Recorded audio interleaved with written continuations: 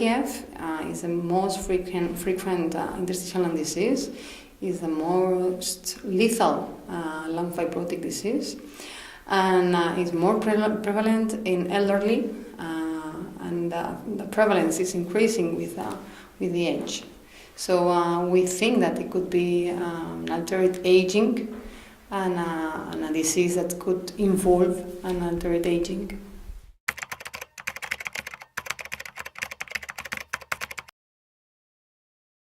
This is a very complex question with no answer yet, but we have different treatment options that are allowed, mainly two in the clinics, and some other molecules that are being studied to associate to these molecules in order to also to increase the inhibition of the progress.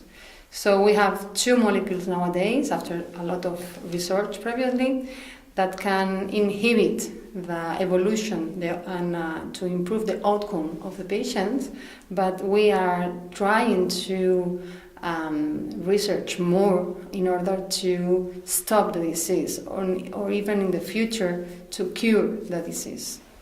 So nowadays we have two treatments, but not enough to stop the disease.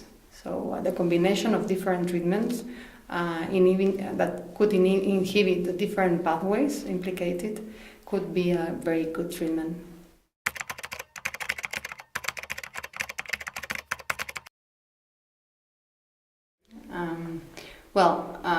We hope to prevent it in the future.